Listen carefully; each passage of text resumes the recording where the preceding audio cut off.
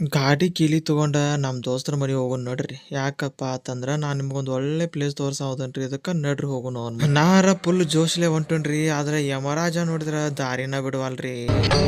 ಇದೆ ಇಲ್ಲೊಂದು ಸಮಸ್ಯೆ ಖಂಡಿತ ಇದೆ. ಬೇಕು ಅಂತ ಬಂದದಲ್ಲ, ದಾರಿ ತಪ್ಪಿ ಬಂದದ್ದು. ಬಾರೋ ಅಪರೂಪದ ಮುಳ್ಳಂದಿ ಬಾಬಾ. ಹೆಂಗ ಗ್ರ್ಯಾಂಡ್ ವೆಲ್ಕಮ್ ಮಾಡ್ಕೊಂತ ನೋಡಿದ್ರಲ್ಲ, ಅಷ್ಟು ಹವಾ ಐತ್ರಿ ನಂದ.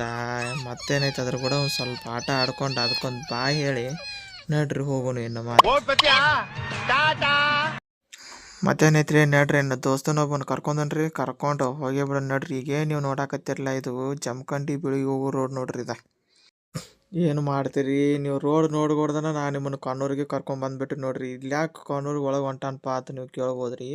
ಯಾಕಪ್ಪ ಅಂತಂದ್ರೆ ಇದೇನು ನೀವು ನೋಡಾಕತ್ತಿರಲ್ಲ ದೇವಸ್ಥಾನ, ಇದು ಭಾಳ ಫುಲ್ ಫೇಮಸ್ ಐತಿ ನೋಡ್ರಿ. ಇದ ಪವರ್ಫುಲ್ ದೇವಸ್ಥಾನ ರೀ. ನಡ್ರಿ ಇನ್ನು ಮತ್ತೆ ಆಗ್ತಾಡ್ರಿ. ದೇವ್ರ ದರ್ಶನ ನಿಮಗೆ ಮಾಡ್ಸೇ ಬಿಡ್ತೇನೆ ರೀ. ಏನೈತ್ರಿ ದೇವಸ್ಥಾನ ನೋಡ್ಕೊಂಡ್ಬಿಡ್ರಿ. ಹೊರಗಿಂದ ಹೆಂಗೆ ಕಾಣಕತ್ತೈತಿ ನೋಡ್ರಿ ದೇವಸ್ಥಾನ. ಹಂಗೆ ಒಳಗೆ ಹೋಗೋಣ ನಡ್ರಿ. ಇನ್ನು ಮತ್ತೇನೈತ್ರಿ, ಒಳಗೆ ಹೋಗಿ ದೇವ್ರ ದರ್ಶನ ಅಂತೂ ನೀವು ಮಾಡ್ಸತ್ತೇನ್ರಿ.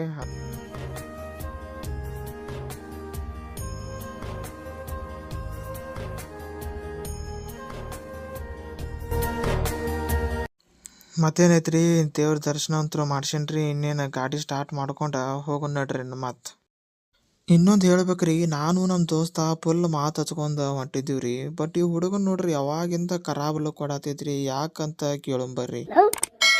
ನಾನು ವೈಲೆಂಟ್ ಆದ್ರೆ ಕಂದ ರಾಮ, ನಾನು ವೈಲೆಂಟ್ ಆದ ರಾವಣ ಕಂದ ರಾವಣ. ಏನು ಹೇಳಿದ್ರಿ ಅಪ್ಪ ಡೈಲಾಗ? ಡೈಲಾಗ ಕೇಳಿ ನಮ್ಗೆ ನಮ್ಮ ದೋಸ್ತಗ ತಲೆ ಸೈಕ್ ಆದಂಗೆ ಆತ್ ನೋಡ್ರಿ ಅಪ್ಪ. ಅವೇನು ಬಿಡ್ರಿ ದೊಡ್ಡವ ನಡಿತೈತಿ. ಇವನ್ ನೋಡ್ರಿ ನೋಡ್ತಾ ಇದೆಯಾ? ಶಾಕ್ ಆಯ್ತಾ? ಆಗಿರ್ಲೇಬೇಕು ಅಂತ ತಾನೇ ನಿನ್ನ ಈ ಜಾಗಕ್ಕೆ ಕರ್ಕೊಂಡು ಬಂದಿತ್ತು. ಇವನ್ ನೋಡ್ರಿ ಚೋಟ್ ಮೆಣಸಿನ್ಕಾಯಿ ಎಂಥ ಪೊಸಿಷನ್ದಾಗ ಕುತ್ಕೊಂಡು ಎಂಥ ಡೈಲಾಗ್ ಹಾರ್ಸಾಕತ್ತಾನು. ಏನು ನಾವೇನು ಅಂಜ್ತೀವಿ ತಿಳಿದಾನ ಏನಿವ? ಮಕ್ಕನ ಭೇಟಿ ಮಾಡ್ಸೋಣ ತಡಿ. ಅವಂಗ ಭಾಳ ಇದನ್ನ ಮಾಡತ್ತಾನು.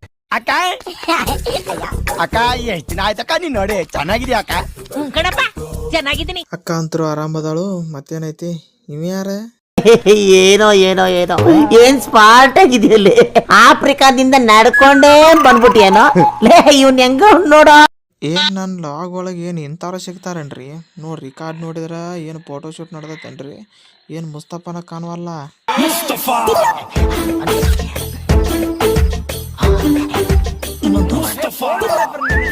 ಈ ಕಾರ್ಡ್ ಅಂತೂ ನಮ್ಮ ಮುಸ್ತಫಾ ಅಂತೂ ಫುಲ್ ಬೀಜಿ ಅದಾನ್ರಿ. ಇನ್ನು ಈ ಕಾರ್ಡ್ ನೋಡೋರ್ಗೆ ಇದೇನ್ರಿ KGF ಸಾಮ್ರಾಜ್ಯಗತೆ ಕಾಣಕತ್ತತ್ರಲ್ಲ, ಅದೇನು?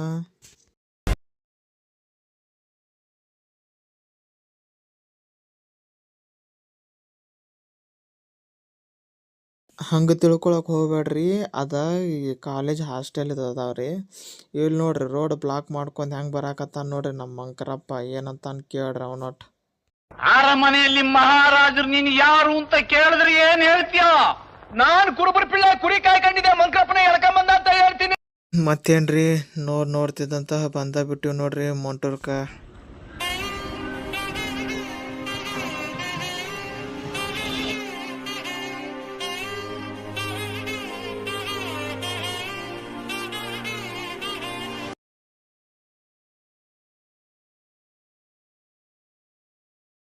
ನೀವೇನು ನೋಡಾಕತ್ತಿರಲ್ಲ ಈ ಒಂದು ಕೆರೆ. ಈ ಒಂದು ಕೆರೆಗೆ ಏನಂತ ಕರೀತಾರಪ್ಪ ಅಂತಂದ್ರೆ ರಕ್ತ ಸಮುದ್ರ ಅಂತ ಕರಿತಿದ್ರಿ ಮೊದಲ. ಅದು ಯಾಕೆ ಕರಿತಿದ್ರು, ಏನಿದ್ರ ಹಿನ್ನೆಲೆ ಎಂಬುದನ್ನು ನಾನು ನಿಮಗೆ ಈಗ ತಿಳಿಸ್ಕೊಡ್ತಾ ಇದ್ದೀನಿ ನೋಡ್ರಿ. ಮೇಲ್ನೋಟಕ್ಕೆ ಇದು ಸಾಧಾರಣ ಹಳ್ಳಿ. ಇದರ ಗರ್ಭದಲ್ಲಿ 900 ವರ್ಷಗಳ ರೋಚಕ ಇತಿಹಾಸ ಅಡಗಿದೆ. ಅಂದರೆ ನೀವು ನಂಬ್ತೀರಾ? ಹೌದು, ನೀವು ನೋಡುತ್ತಿರುವುದು ಈ ಕೆರೆ ನೀರು ನಿಲ್ಲೋ ಜಾಗ ಅಲ್ಲ. ಇದು 12 ಶತಮಾನದಲ್ಲಿ ನಮ್ಮ ಪೂರ್ವಜರು ಕಟ್ಟಿಸಿರ್ತಕ್ಕಂಥ ಜಲಸ್ಮಾರಕ.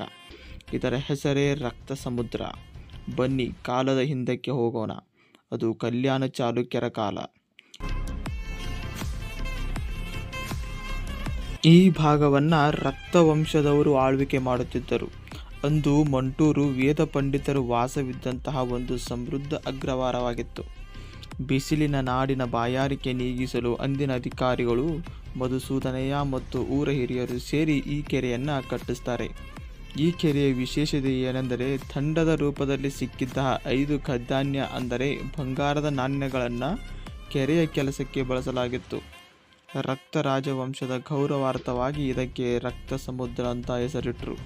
ಇದಕ್ಕೆ ಸಾಕ್ಷಿಯಾಗಿ ಇಂದಿಗೂ ಮುಧೋಳದ ಗವಿಮಠದ ಮತ್ತು ಮಂಟೂರಿನಲ್ಲಿ ಶಿಲಾಶಾಸನಗಳು ಮೌನವಾಗಿ ನಿಂತಿವೆ. ಸಾಮ್ರಾಜ್ಯಗಳು ಉರುಳಿದವು, ಆದರೆ ಜನಪರ ಕಾಳಜಿಯಿಂದ ಕಟ್ಟಿದಂಥ ಈ ಕೆರೆ ಇಂದಿಗೂ ಉಳಿದಿದೆ.